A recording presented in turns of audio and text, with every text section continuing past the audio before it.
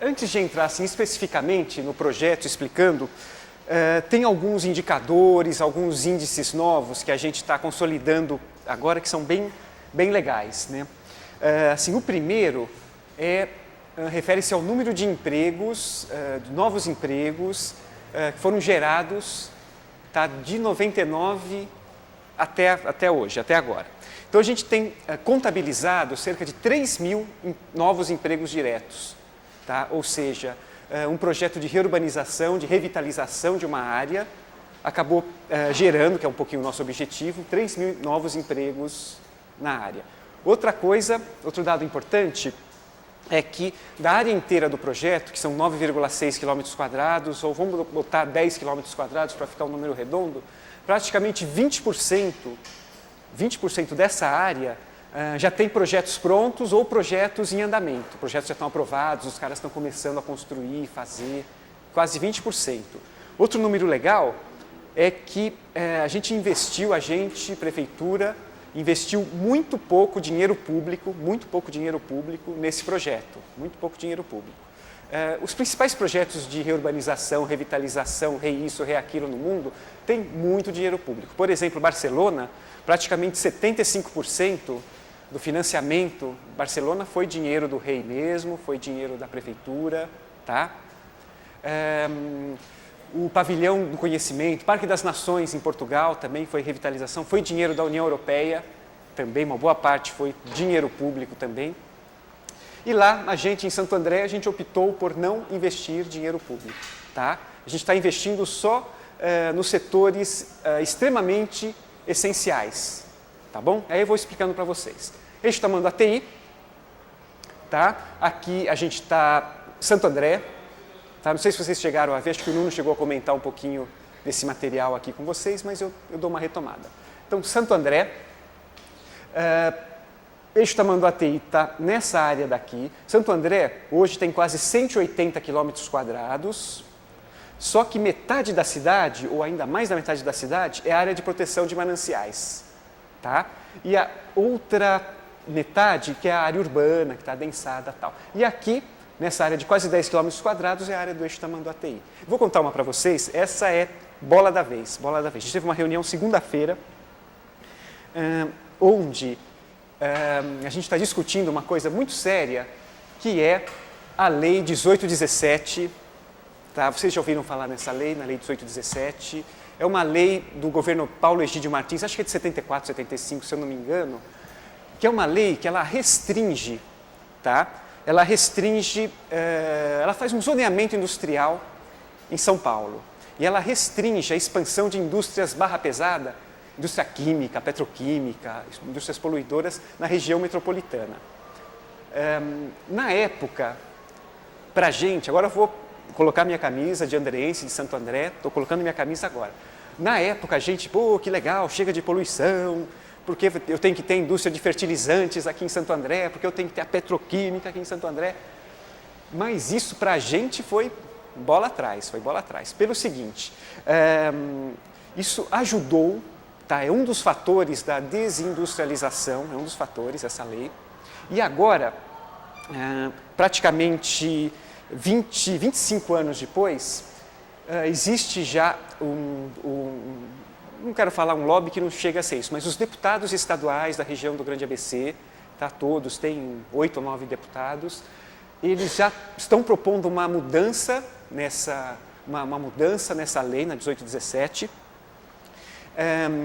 vinculando a instalação de indústrias de novo, vamos chamar assim, na região metropolitana, vinculando isso daí a laudos de meio ambiente, essas coisas. Ou seja, a indústria pode ser barra pesada, mas se não poluir, tá, a gente vai estar aceitando sim. Então, dado 1. Dado 2, uma outra coisa importante é que a gente teve uma reunião também semana passada no Polo Petroquímico. Eu vou falando tudo meio fora de ordem, depois engatilha o assunto direitinho. No Polo Petroquímico é uma das principais economias lá de Santo André. É o que garante praticamente 40% da nossa arrecadação vem do Polo Petroquímico. Então a gente teve uma reunião lá, então o pessoal do polo petroquímico chamou a prefeitura para ver como é que pode fazer, tal, papapá. Então está se articulando um apoio do polo, claro, porque o polo ainda pode aumentar 25% a sua capacidade de produção, gerando empregos, gerando receita. Então a gente vai estar junto, a prefeitura, o polo, nessa grande negociação para poder aumentar essa capacidade de produção, senão não pode. Senão ao invés de fazer aqui, né, no polo petroquímico de Capoava, aí vai fazer, sei lá, Camaçari, na Bahia, vai fazer no Rio Grande do Sul. Tá certo? Então, isso está andando. Mas só um dado que eu achei muito engraçado, que foi o seguinte. Então, bom, reunião com esse povo, né, com o povo do capital, é muito engraçado que os caras pedem tudo que você possa imaginar. A gente tem muito bom senso na negociação e vê o que é bom para a cidade e o que não é legal para a cidade. Então, uma das coisas foi o preço da água. Então, eles tiveram a coragem de mostrar um gráfico dizendo que o preço da água em Santo André, que a gente só repassa, vem é a água Sabesp, né? A gente tem uma autarquia local e repassa. O preço da água de Santo André é mais cara que a água na Arábia Saudita, que não tem água. Então eles falaram, olha que absurdo, como é que eu faço? Eu tenho que usar água para resfriar todas as minhas máquinas, eu pago muito dinheiro e tal. Então, quer dizer, a negociação é nesse ponto, né? Quer dizer, os caras veem, ao invés de ajudar a prefeitura nas políticas que a gente tem de reuso da água, os caras vêm pedir para abaixar preço de água, né? Água. Bom, então eu falei só isso daí rapidamente para mostrar que o projeto é muito dinâmico, quer dizer, a gente tem que estar, além de estar propondo as diretrizes urbanísticas, estar desenvolvendo o projeto, acho que a ação, tá? A ação com a comunidade, a ação com a iniciativa privada, a ação com as instituições e a ação do poder público tem que estar constantemente, tem que estar bem coordenada, assim, uma com a outra, direitinho, senão é muito difícil de gerenciar. Vamos voltar para cá. Então, expliquei tudo isso para vocês, para dizer que a gente tem essa área daqui, que é a área de proteção de mananciais, onde a cidade não pode crescer, tem que preservar, esse uso é muito restrito. A área urbana, projeto Eixo Tamanduateí. Tá? O que a gente identifica? Uma faixa de mais ou menos 8,5 km de extensão. Só que, na realidade, essa faixa, ela, em alguns trechos, assim, quer dizer, se eu pegar a Avenida dos Estados, na divisa com São Caetano, e ir até Mauá, ela dá quase 12 quilômetros, tá? 8,5 linear, então ela dá quase 12 quilômetros, por mais ou menos 700 metros de largura. Tem trecho que é menorzinho, trecho que é maior, que dá uma área de aproximadamente 10 quilômetros quadrados. O projeto Eixo Tamanduateí tem 3 eixos estruturantes, a Avenida dos Estados, a Ferrovia, a Avenida Industrial, e a gente identifica, numa primeira vista de olhos, a existência de terrenos livres e subutilizados. Esses terrenos são predominantemente privados e alguns terrenos são públicos. Eu vou falar um pouquinho para vocês do histórico desse processo de desindustrialização, que ele é muito, muito interessante. Santo André foi praticamente uma das primeiras cidades assim, do Brasil a sofrer um processo de industrialização. Então, mais ou menos no início do século, final do século passado, início desse século, vamos chamar assim, a primeira base industrial mais ou menos organizada do Brasil veio aqui para Santo André. Então, a gente tem plantas industriais de 1910, 1915, aqui está a Ródia Química, que é belíssima, até uma coisa que a gente poderia até no final do trabalho, se quiser tentar organizar uma visita, tem uns galpões hiper bonitos, de tijolo, muito legal, muito legal. E boa parte dessas plantas industriais são dessa época, a própria Matarazzo em São Caetano. Então é um desenho muito bonito, é uma intervenção muito bonita. Então nesse primeiro momento da industrialização, o que acontecia? Eu tinha a linha do trem, tá? Tinham terrenos livres, muitos terrenos livres na linha do trem e na várzea do rio Tamanduateí. Tinha energia, tá? Pela usina Henry Borden, Billings, tá certo? Então tinha uma série de condições favoráveis para a indústria estar se instalando, além da proximidade dos mercados consumidores, São Paulo, ou se não, Porto de Santos, exportação.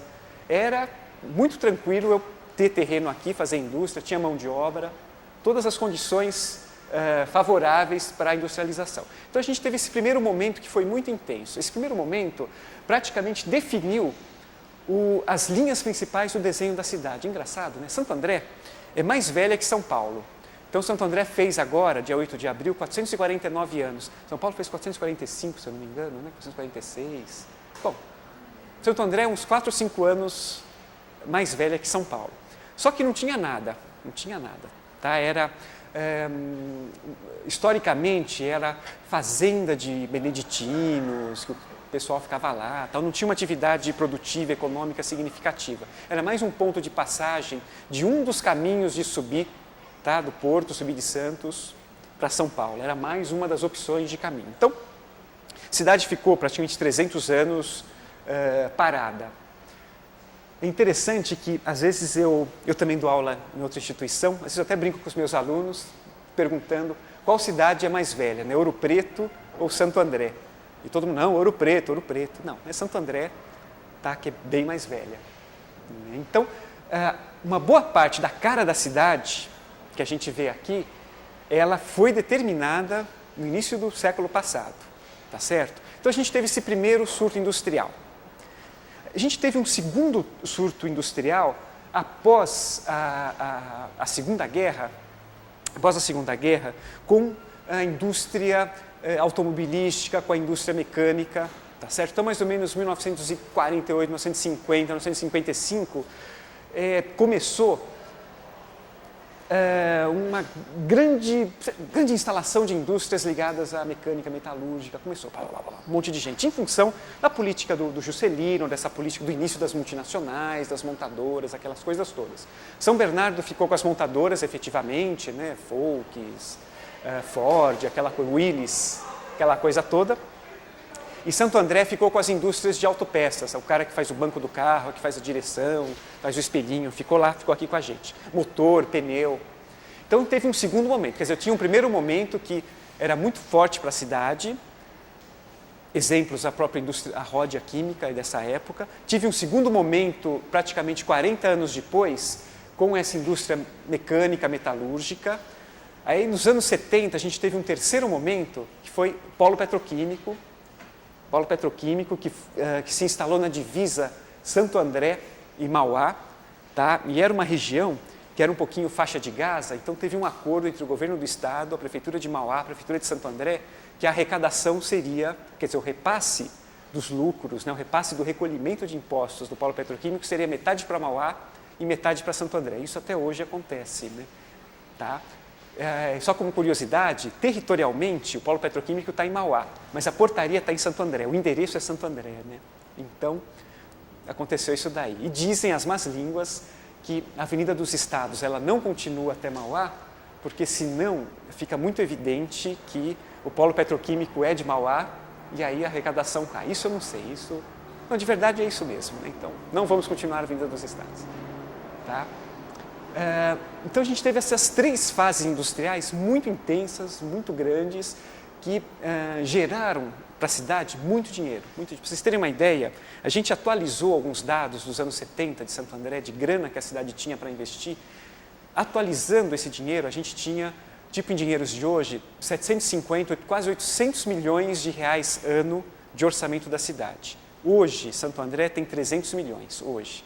Então, se as indústrias não tivessem ido embora, não tivesse acontecido uma série de coisas que eu vou contar para vocês já, a cidade estava com uma capacidade de investimento muito grande. Ela seria hoje, depois da capital, o segundo maior orçamento para trabalhar.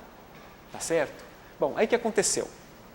Mais ou menos no início dos anos 80, começou a acontecer uma série de fatores que, em praticamente 15 anos, boa parte das indústrias saíram. Olha, é o maior processo de desindustrialização do Brasil, ocorreu aqui em Santo André em 15 anos. E por que isso? Um dos motivos é essa própria Lei 1817, que impedia essa expansão industrial, um dos motivos. Um segundo motivo, que é polêmico, quer dizer, a burguesia local não gosta, mas é verdade. Houve sim um sucateamento do parque industrial local, houve sim um sucateamento, porque as indústrias de capital local, indústrias simpáticas, todas indústrias de sobrenome, sabe? Os italianos que vêm, que montam, o cara que faz o parafuso do Volks, da roda do carro. São indústrias de capital nacional. E boa parte desse empresariado também não reinvestiu. Boa parte investiu, está lá, está forte, está aí, e boa parte também não reinvestiu. Um terceiro motivo é a questão de uma logística que ficou muito defasada, uma logística local que ficou muito defasada. Por exemplo, para eu fazer o transporte, tá, do que eu produzo aqui, em praticamente há 15, 20 anos atrás, ficou muito complicado, porque não houve investimentos na linha do trem, quer dizer, eu produzir alguma coisa, por exemplo, esse daqui é o Moinho São Jorge. Então, o Moinho São Jorge foi um dos maiores moinhos da América Latina, tá, nos anos 60, por aí. Aí ele estava com dificuldade de subir o trigo, vem trigo da Argentina, de subir o trigo de Santos pelo trem, a linha do trem está aqui, ó. Demorava tanto tempo que estragava. Então os caras também ficam, ou resolve essa situação, tá, que hoje está bem melhor, vou falar para vocês como está hoje, ou inviabiliza, né, transporte, importação e exportação. A Avenida dos Estados, ela estava totalmente deteriorada, assim, você não conseguia, na época que eu estudava, tá, em 84, 83 eu ia direto, eu não vinha pela Avenida dos Estados para cá, porque não dava, tinha buraco, era de terra, tinha lugar que não passava. Então, também estava muito difícil essa situação de transportes.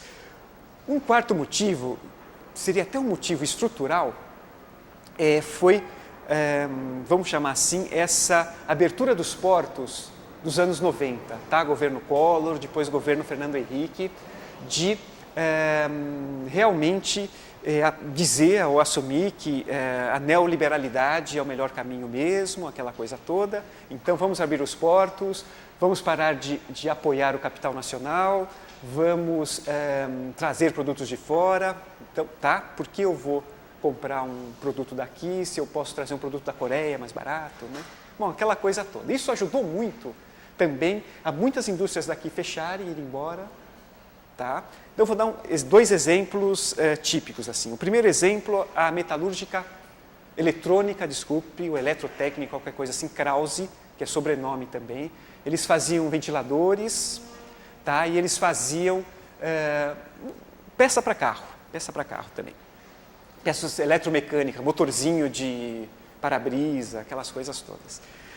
Eles sofreram tanto, mas tanto, que mais ou menos nos anos 90, 94, 95, eles vieram conversar na prefeitura, dizendo que eles estavam fechando a fábrica deles, fechando assim, a linha de produção, que eles estavam importando da Coreia grampeador, aquele negócio de cortar papel, né, guilhotina, e a gente ia vender isso daqui, porque é mais barato eu importar isso daí, colocar meu selo aqui, do que produzir, manter operário, que loucura, né? E eles fizeram isso mesmo, Hoje, quer dizer, eles conseguiram passar por esse momento e hoje eles estão produzindo guilhotina, produzindo grampeador, essas coisas de ferro. Eles estão começando a produzir isso. Uma outra indústria era a Parafusos Vassoler. Vocês viram tudo sobrenome, né? Tudo sobrenome. Parafusos Vassoler também. Eles faziam, olha que bom negócio que eles tinham, eles faziam aqueles parafusos de roda de Fusca para prender o pneu. Puta bom negócio, né? Puta bom negócio. E aí, também, quando o Fusca parou de ser fabricado, começou a ser fabricado o Gol, e mais ou menos nos anos 90, esse negócio do México, mercados internacionais, começou a vir pronto do México, da Argentina, e também, a família Vassoler também ficou ruim também, né? Bom, esses são alguns exemplos localizados, tá bom? Eu falei para vocês que esse quarto fator muito importante, é esse fator da própria, vamos chamar assim, do neoliberalismo, ou ainda consequências do neoliberalismo na nossa região, tá certo? O quinto fator, que é muito questionável, tá? Esses fatores eu estou falando para vocês em ordem de pesquisa que foi feita pela Agência de Desenvolvimento Econômico do Grande ABC, uma pesquisa que pegou todos os empresários, os que saíram, os que ficaram, dizendo que ficou bom, que não estava bom, tal. O quinto fator foi exatamente a incidência de impostos. Então, eles reclamavam que imposto é alto, a água é cara, mas aí é choradeira. Não tem incentivo fiscal, e não tem mesmo. Não tem e não vai ter mesmo, né? Então, isso, eles reclamavam disso também. E, por incrível que pareça, só em sexto lugar é que aparece aquilo que muita gente fala, que é uma bobagem, mas muita gente fala, que é aquilo de os operários, o movimento sindical. Não, o movimento sindical afastou o empresariado daqui. Puta, o sexto lugar das reclamações, com 15%, 8%, tá certo? Então, o que pegou realmente, o que foi muito forte, foi essa legislação estadual restritiva para a expansão industrial aqui, que tem um lado bom. O lado bom é que começou a ocorrer polos industriais, né, em Campinas, São José dos Campos, Ribeirão Preto. Quer dizer, para o Estado foi uma boa, né, para a gente aqui que não foi muito legal. Mas o que acontece? Mais ou menos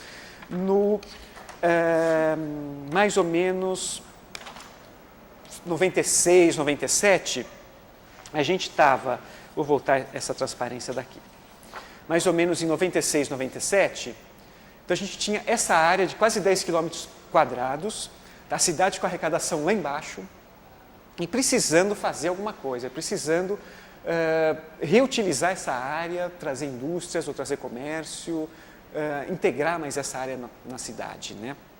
Então, a gente começou a discutir a possibilidade de fazer um grande projeto de intervenção local. Quais seriam essas questões que deveriam ser observadas? A primeira, a questão de habitação. Tá? Não existe projeto de reurbanização, para a nossa realidade, claro, que não discuta a questão de habitação. Hoje, Santo André tem mais de 130 favelas, tá? É um número muito grande. Eu tenho muitas áreas livres, muitas áreas públicas também. Então, se eu não discutir a questão de habitação no projeto Eixo Tamanduateí, ele não existe, né? Ele não tem força. Outra questão importante, mercado imobiliário. Tá? O mercado imobiliário de lá é muito característico de Santo André. Tem dois pontos principais. Um é que os agentes promotores, ou seja, quem constrói, quem faz habitação lá no ABC ou quem constrói, são empreendedores locais também. A grande maioria do mercado está na mão dos produtores locais também. São famílias, sobrenomes, né? Eu lembro na época que eu estudava, eu ia pedir estágio para esse povo, ninguém dava, viu, Nuno? Ninguém dava. Mas o Linneu, na época, ele conseguiu, também com a família Fusari, fizeram um prédio. Tá? O Linneu se formou, já ficou arquiteto deles lá. Outra coisa também é essa não apropriação da mais-valia fundiária urbana. Então, o que acontece? Né? Existe ou uma desinformação, tá? Ou um não interesse que nas políticas públicas a cidade se aproprie do lucro imobiliário, da mais-valia imobiliária. Tá certo? Então, só dando um exemplo bem básico para vocês. Se, por exemplo, naquela área do projeto Eixo Tamanduateí, praticamente 70% do uso permitido é só para a indústria. Tá? 70% é só para a indústria. Se existe uma demanda por habitação, por exemplo, ou por um shopping, por exemplo, o que acontece? Muitas cidades acabam, quer dizer, o prefeito, numa canetada, muda o zoneamento e permite ter, não, quer fazer o shopping, fazer o supermercado? Tudo bem, tá. Numa canetada ele acaba mudando o zoneamento. Só que a gente não faz isso, a gente sabe que um terreno que só pode ter um uso, só pode ter indústria, vai custar R$100 o metro quadrado, por exemplo. Tá? Se eu puder ter mais um uso, por exemplo, comércio, sei lá, um shopping, ele não vai custar só R$100 o metro quadrado, ele vai custar 200, por exemplo. A gente tem como quantificar isso, tem uma série de indicadores, e tem como quantificar. Então, ele vai custar um pouquinho mais caro. Então, o que acontece? A prefeitura muda, sim, o zoneamento, permite novos usos, tá bom? E se apropria de uma parte desse lucro. Tá joia? E é esse dinheiro que financia o projeto Eixo Tamanduateí. Tudo bem? Tudo mal? Tá.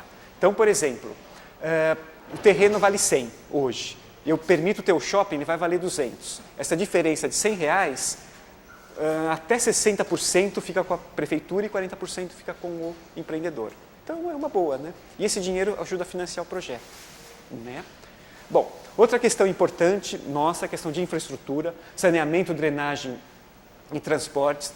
Eu, sei lá, às vezes eu sou até um pouquinho ortodoxo nisso, mas também não acredito, tá, para o projeto Eixo Tamanduateí, se a gente não pensar questões de saneamento, drenagem e transportes, também não existe projeto Eixo Tamanduateí, porque tem a questão de enchente, que vocês sabem disso, tem a demanda por transporte público é muito grande, ainda é muito grande, e questões de saneamento, quer dizer, tem o coletor-tronco, o interceptor, tem um monte de coisa que tem que ser feita, que está sendo feita, mas eu tenho que prever isso no projeto de reurbanização, senão fica só fachada, fica bonito, os desenhos bonitos, mas não acontece nada. Outra coisa, sustentabilidade ambiental, essa questão da deterioração do espaço urbano, macro e micro acessibilidade e participação popular. Participação popular é um item muito importante também, porque a gente faz o projeto junto com a comunidade. A gente leva cada pau, às vezes, mas faz parte da democracia, né? Então, a gente tem hoje 2 instâncias de decisão das ações do projeto Eixo Tamanduateí. Uma delas é o orçamento participativo, ou seja, quando a gente precisa de dinheiro para fazer alguma intervenção, vai nas plenárias do OP, do orçamento participativo, e a comunidade que decide, os delegados que decidem, né? Então, aconteceu uma coisa no ano passado, foi muito interessante. A gente precisava de uma grana para contratar um projeto para um equipamento que hoje saiu. Hoje a gente já tem essa grana, já está fazendo esse projeto que depois eu falo para vocês. Mas no ano passado, ficou assim, nesse processo do orçamento participativo, ficou a gente e comprar. Ficou a gente de um lado e de outro lado o pessoal da saúde precisando de um dinheiro para comprar negócio de raio-x para um posto de saúde, raio-x e ambulância, coisa para a saúde, né? Aí foi para votação, falei, vamos levar um pau, né, na UP, e levamos um pau mesmo, tá? Ou seja, é claro que a comunidade optou pelos equipamentos de saúde e tal, que é muito mais óbvio, né, claro. Então o projeto Eixo Tamanduateí, ele tem sim esse referendo popular. Então um caminho é esse, orçamento participativo, e a outra instância de participação popular é o projeto Cidade Futuro, que é um projeto que discute Santo André para o ano de 2020, tá? Ou seja, tem plenárias mensais e vai um monte de gente e a gente discute, tem 9 eixos, tem segurança, desenvolvimento urbano, desenvolvimento econômico, tem comunidade, tem as instituições, tem iniciativa privada, tem prefeitura, a gente vai discutindo, a gente faz pactos de ver que Santo André que a gente quer para 2020 e todo mundo se compromete com as ações, é muito legal isso daí. Então, o Eixo Tamanduateí passa também por esse processo. Macro e microacessibilidade, para a gente também é muito importante, pelo seguinte, tá? Bom, nem preciso botar transparência pelo seguinte, a gente sabe que o projeto se viabiliza também se eu tiver uma articulação eficiente com o aeroporto de Guarulhos e com o Rodoanel. Tá, o Rodoanel vai passar ali pertinho, vai passar em Mauá, vai passar uns 3 quilômetros do projeto Eixo Tamanduateí. A gente já está negociando com a Prefeitura de Mauá para ter uma articulação. E a grande sacada que eu acho, nem sei se é muito o Rodoanel, viu? Aí é uma opinião meio pessoal. A grande sacada que eu acho é fazer a articulação pela Avenida Jacopêssego. Quer dizer, no final do projeto Eixo Tamanduateí, no final, se eu descer, eu vou para Mauá, se eu subir, eu vou Jacopêssego, Guarulhos. Então, a Jacopêssego está pronta. Se fizer, sei lá, são mais ou menos uns 5, 6 quilômetros no caminho de São Mateus, que é pavimentar a rua, botar um farol, dar um tapa lá, já está bom. E no final da Jacopêssego, se continuar reto, sai no aeroporto de Guarulhos. Não sei se vocês sabiam disso. Vocês sabiam? Tá. Então, sai no aeroporto de Guarulhos, que é uma coisa hiper boa também. Tá joia? Deterioração do espaço urbano, que lá está hiper ruim, está feio, mas já está melhorando, e a sustentabilidade ambiental. Não existe projeto também se a gente não está discutindo essa situação de limpeza do rio, qualidade do ar, tá joia? Como eu falei para vocês, dinheiro, nosso dinheiro, produtos químicos, quer dizer, 40% do orçamento da cidade vem dos repasses das indústrias químicas, é o polo petroquímico, a indústria de plástico. Então, atividade industrial é sim a principal base da cidade ainda. Artigos de borracha, tá? Artigos de borracha, pneu. A gente tem a Firestone e a Pirelli lá. Então, olha, se a gente for ver bem, praticamente 60%, deixa eu colocar a metalurgia básica, e máquinas, aparelhos e materiais elétricos, quase 65% ou 70% é indústria. E o resto, tá, os outros 12% é comércio atacadista, varejista, shopping, essas coisas todas.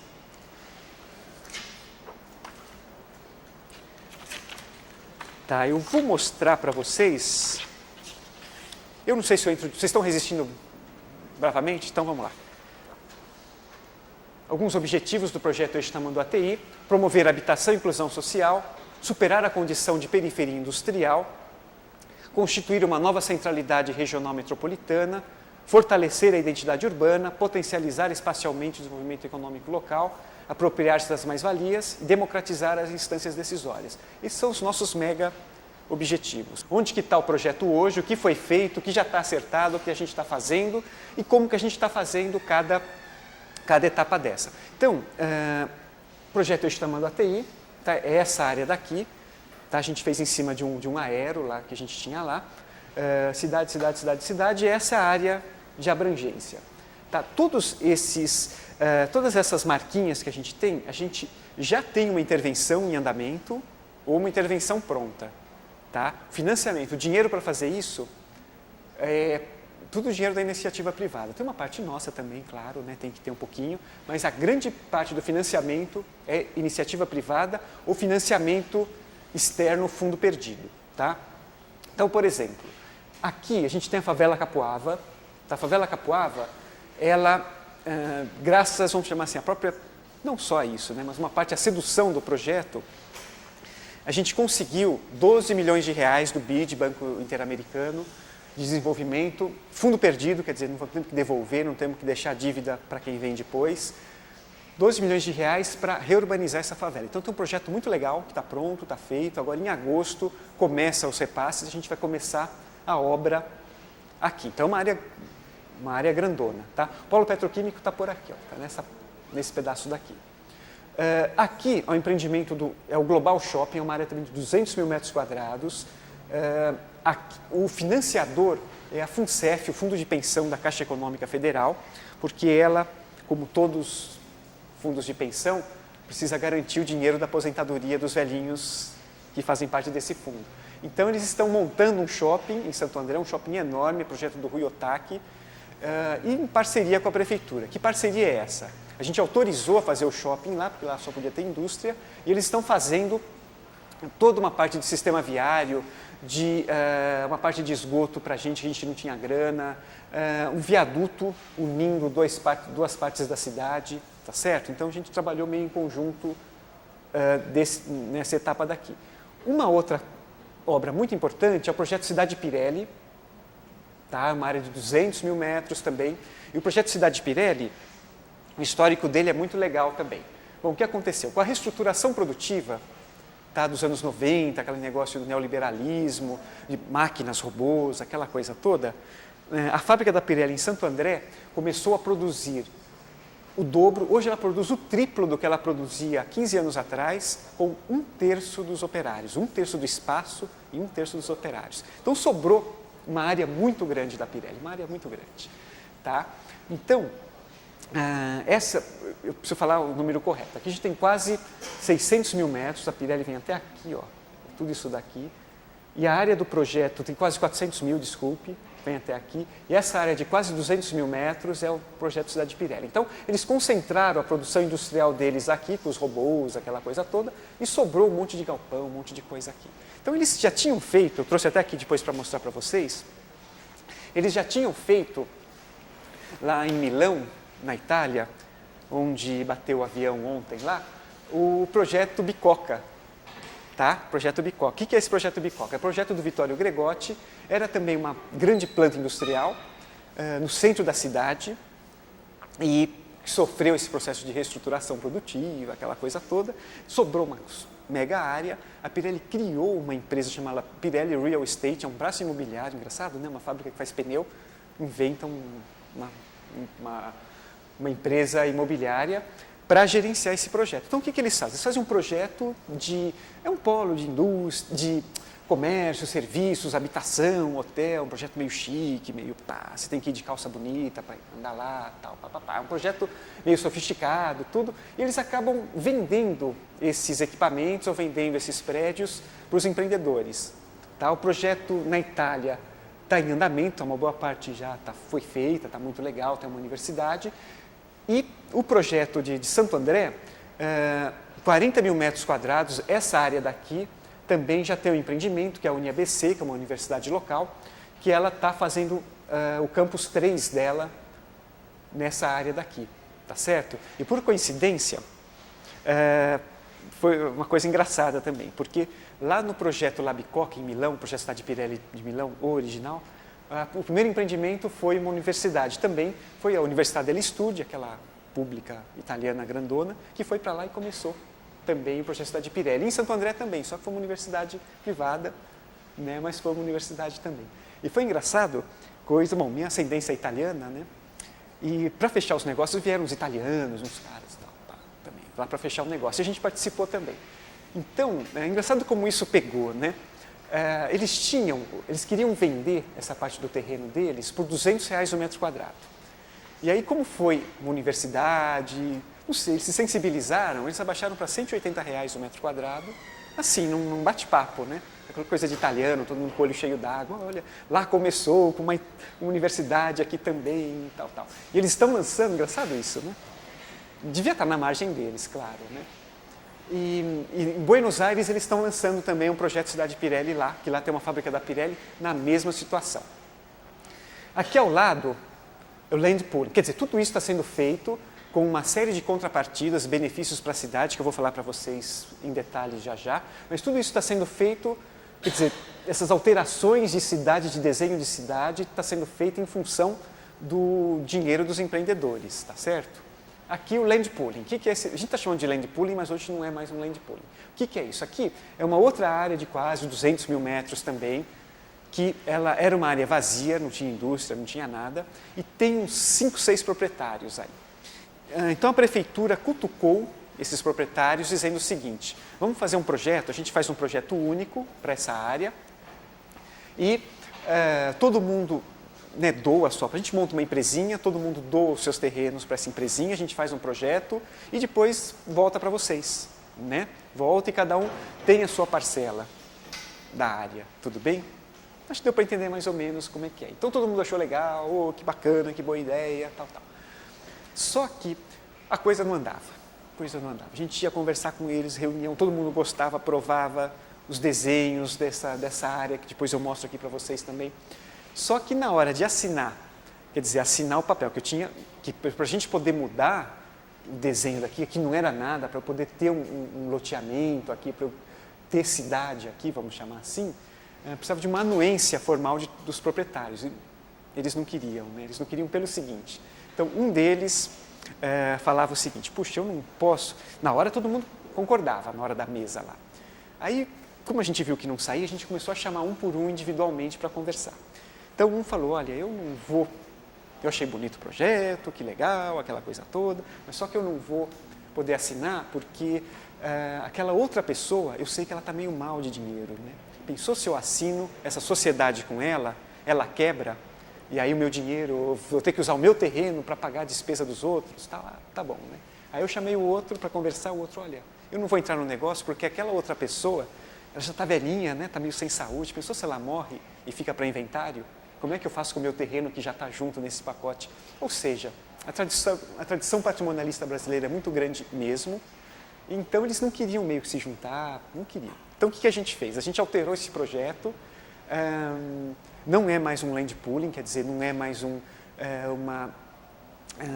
rearranjo de áreas, não é mais isso, mas é um projeto integrado, respeitando em termos alguns limites. Eles estão topando ceder mais pequenos pedaços assim, e não fazer uma empresinha que bola um loteamento e depois volta o lucro para eles. Isso eles não quiseram de jeito nenhum, né? Tá? Bom, aqui é a Ródia. Não, minto, falei tudo mentira. Aqui também é uma área que está meio feia, que está meio feio, tá? Aqui a gente ainda não tem nada feito. Aqui é a Ródia, tá? É a Ródia têxtil aqui. Essa Ródia daí, ela faz, além dos tecidos da Ródia, eles fazem PET de garrafa, né? Eles reciclam e faz roupa daquilo, né? Eu não sabia disso, né? Muitos tecidos sintéticos de reciclagem de PET, né? Engraçado isso, né? Oi? Papel também, né? Então, e eles fazem isso lá. E além de outros produtos químicos, tal. Bom, a Ródia tem um dado muito legal da Ródia, que é o seguinte: a gente, pra gente, tem que ter indústria assim, porque a indústria dá muito dinheiro. Esse negócio de ter shopping, até legal, né? Ter outra coisa, falar que tem shopping, né? Mas o emprego do trabalhador do shopping não é muito bem remunerado, ele não arrecada muito para a cidade. O lance é ter indústria, viu? Muito cá entre nós, o lance é, se a gente puder, na nossa intervenção, conseguir ter esse mix de indústria, comércio, serviços, aí vai legal. tá? Mas ter só serviços, só se for Nova York, né? Que tem grandes seguradoras, grandes bancos, aí funciona. A gente aqui não rola não, né? Tem que ter mesmo indústria, que indústria gera emprego bem remunerado, gera imposto. A gente ficou contente que no ano passado, a Ródia procurou a gente, que falou, olha, eu estou investindo 10 milhões de dólares numa máquina, uma máquina grandona, que ela entra no processo de beneficiamento do pneu. Então a gente deu um sorrisão até aqui, porque a gente tem a Pirelli e a Firestone, então eles já estão com operação triangulada. Então a Ródia faz um negócio do pneu, que vende, tem produção vendida por 10 anos já, que vende para a Pirelli e vende para a Firestone, né? Então a gente, puta, ainda bem, então a Pirelli não vai embora, a Firestone também não, né? A gente ficamos contentes lá. E a gente viu que o capital é muito dinâmico, né? E ele pode determinar, sim, se uma cidade vai para frente ou não. Muito engraçado isso. Bom, então a Ródia está com esse equipamento novo aqui, que já foi legal porque a Pirelli também investiu um pouquinho mais. A Pirelli está aqui, como eu falei para vocês, e aqui está a Firestone. É tudo pertinho, uma pertinho da outra, tal. Uma coisa que ajudou também foi algumas questões de infraestrutura que elas melhoraram de 3, 4 anos para cá. Uma delas é que hoje teve uma modernização, entre aspas, do transporte ferroviário, ainda não é o ideal. Eu também não quero defender privatização, não é nada disso, mas quando entrou a MRS Logística, a empresa que privatizou o serviço de cargas, acho que os caras queriam ganhar grana, tal. Então eles arrumaram algumas coisas lá da linha, tal. Então hoje desce carga, sobe carga, com uma relativa eficiência. Quer dizer, o Moinho São Jorge e o Moinho Santo André, que está ao lado, eles já voltaram a importar trigo e exportar farinha. Então, está rolando. Não é o ideal, mas o transporte ferroviário, ele está rolando em um nível que, pelo menos o mínimo aceitável. Então, isso foi um dado positivo. Outro dado positivo é gás. Tá? Em função do gasoduto lá da Bolívia, um ponto importante é o nosso polo petroquímico aqui. Então, a gente, em negociações com eles, a gente conseguiu uma autorização que já está sendo feita, quer dizer, dinheiro deles, não é dinheiro nosso, está passando aqui na Avenida dos Estados um gasoduto de média pressão para uso industrial. Então, ou seja, gás na porta da fábrica, uso industrial, pode ser uso residencial também, tem um redutor, é uma válvula lá que pode ir para casa, mas ele foi feito preferencialmente para uso industrial. Outra coisa importante essa a gente descobriu no meio do caminho também, que aí eles começaram a colocar o gasoduto, né? Hoje são os tubos de borracha, não é mais aqueles tubos metálicos, quando a gente estudava, né? Não, os tubos de borracha que vem, põe rapidinho. E aí eles começaram a passar um outro cabo ali no meio, a gente, mas o que é isso, né? Não sei o que é, não sei o que é. Sabe o que era? Fibra ótica, tá? Então, a gente tem hoje na Avenida dos Estados uma mega rede de fibra ótica de alta qualidade e tal. E olha como as coisas mudam, né? Em função disso, a American Online, que particularmente eu não gosto, né? Mas tenho que falar que eu gosto, que é da minha cidade. O provedor da American Online é Santo André, os provedores. Então, quando você liga a American Online, ele vai para o ABC, né? Não paga a tarifa mais cara, nada disso, mas é lá porque tem uma facilidade na transmissão de dados diferenciada. Tá? É interessante isso, né? Põe fibra ótica, vem American Online, né? Então, essa é uma outra característica importante. Uma outra característica, também relativa à energia, é a usina, tá? Que está sendo feita, uma parceria entre a Rolls-Royce e o polo petroquímico, uma usina de cogeração de energia. Uma usina que vai usar o gás para fazer energia. E pelo acordo da ANEEL, em 2007, se eu não me engano, 2006, talvez... Bom, 2006 ou 2007, essas usinas de cogeração, quer dizer, essas usinas que geram energia para o próprio empreendimento, elas vão poder vender o excedente. Então, a partir de 2006, 2007, esse excedente da usina, que está sendo feita no polo petroquímico, a Rolls-Royce que está fazendo, vai começar a vender energia elétrica e você vai poder escolher se eu quero energia elétrica da Eletropaulo ou da Rolls-Royce, né? Engraçado isso, né? Então, e eles estão fazendo, então é uma coisa legal, quer dizer, hoje eu tenho uma perspectiva de sobrar energia ao invés de faltar. Outra coisa legal que rolou é uma parceria entre a Ródia, a Pirelli e a Firestone para fazer, nessa área daqui, uma outra usina de geração de energia para as três, uma usina independente. Porque tem o gás na rua passando, né? Essa empresa chama Energy Works, que nome metido, né? Para uma firma de italiano, né? A Firestone, que é japonesa hoje, né? A Firestone, acho que é japonesa, e a Rhodia, que é francesa. Mas botaram esse nome, EnergyWorks, que é o nome da empresa que vai estar fazendo isso, que já está para conseguir o EIA-RIMA lá, que precisa conseguir isso daí também.